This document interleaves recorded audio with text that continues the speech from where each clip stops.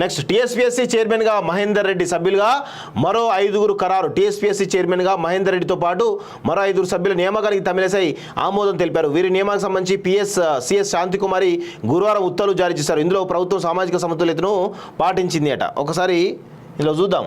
Anita Rajendra BC Gowda, professor నర్యాదయ BC Kurma, Amirunna Khan minority, ఎరబది Rammohan Rao ST ఎరుకలట. Okay. Palvai Rajanikumar SC Madiga, retired SI అధికారి జేఎన్టీ రిజిస్ట్రార్ జెన్కోలో ఈడీ. ఓకే.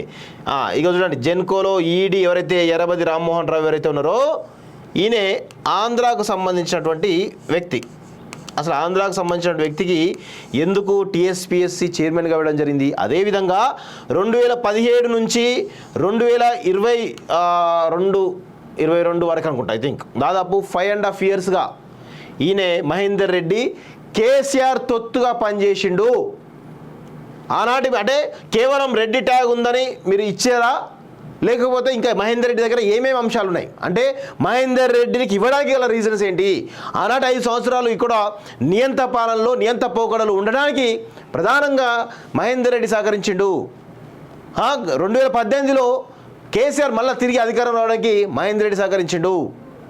అదేవిధంగా ఇక్కడ ప్రజలకు చాలా ఈరోజు ఒక ఒత్తిడిలో బతికడానికి కారణంగా ఈరోజు మహేందర్ రెడ్డి కనబడ్డాడు. వాస్తవంగా మీకు మహేందర్ రెడ్డి గురించి మరి ఎందుకు ఇచ్చారో, గత ప్రభుత్వంలో ఆయన కీలకమైన బాధ్యతలు నిర్వహించాడు 5 సంవత్సరాలుగా. ఇప్పుడు కూడా మళ్ళీ టీఎస్పీఎస్ చైర్మన్గా మళ్ళీ ఒక 5-6 సంవత్సరాలు ఈ బాధ్యతలు చేపట్టి ఈరోజు తెలంగాణ ప్రజలు గత 5 సంవత్సరాలు పట్టించుకోలేదు.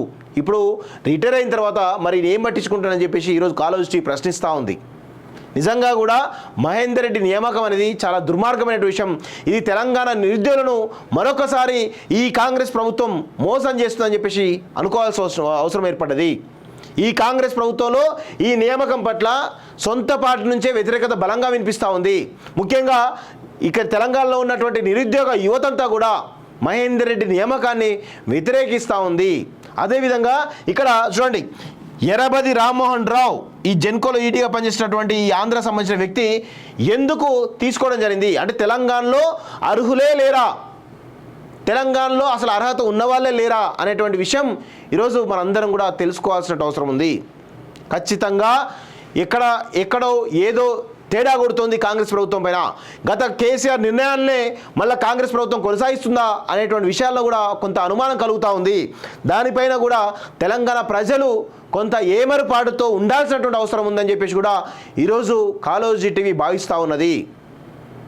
మేము విధానపరమైన విమర్శలు చేయాలనుకున్నాం, 100 రోజులు సమయం ఇచ్చినాం, కానీ నియామకాల్లోనే మీరు ఇలాంటి విధానాలు పాటిస్తే ఖచ్చితంగా మీకు దగ్గరలోనే కాంగ్రెస్ పార్టీకి రోజులు దగ్గర పడతాయని చెప్పేసి కూడా కాలోజీ టీవీ హెచ్చరికలు జారీ చేస్తూ ఉంది. రేవంత్ రెడ్డి గారికి మేము ఒకటే హెచ్చరికలు జారీ చేస్తూ ఉన్నాం. ఇక్కడ నుంచి కేసీఆర్నే గద్దెదించిన వాళ్ళం, కేసీఆర్ తోటి కొట్లాడిన వాళ్ళం ఈరోజు మిమ్మల్ని విమర్శించడం మాకు పెద్ద పని కాదు, కానీ మీకు కొంత సమయం ఇచ్చినాం. కానీ ఆ సమయం లోపలనే ఈరోజు మీరు పెద్ద ఎత్తున ఈరోజు తెలంగాణ వ్యతిరేకులను, తెలంగాణ ప్రయోజనాలను కుంగలొక్కిన వాళ్ళను, ఇక్కడ అప్రజాస్వామిక పాలన తెరలేపడంలో కీలక వ్యక్తులుగా పోషించినటువంటి ఆనాటి పోలీస్ డిపార్ట్మెంట్ హెడ్గా ఉన్నటువంటి మహేందర్ రెడ్డిని ఈరోజు టీఎస్పీఎస్ చైర్మన్గా పెట్టడం ఏదైతుందో నిజంగా కూడా ఈరోజు మన తెలంగాణకు పట్టిన పీడగా మనందరం కూడా చూడాల్సిన అవసరం ఉంది. తెలంగాణ యువతను, ముఖ్యంగా నిరుద్యోగ యువతను మోసం చేస్తున్నారా అనేటువంటి భావన కలిగేటువంటి అవకాశం కనబడతా ఉంది. ముఖ్యంగా ఆంధ్రాకు సంబంధించినటువంటి ఈ రామ్మోహన్ రావు ఎవరైతే ఉన్నారో ఆయన నియామకం కూడా చాలా కాంట్రవర్సీగా కనబడతా ఉంది. సో అదంతా కూడా తెలియాల్సినటువంటి అవసరం ఉంది వాస్తవంగా.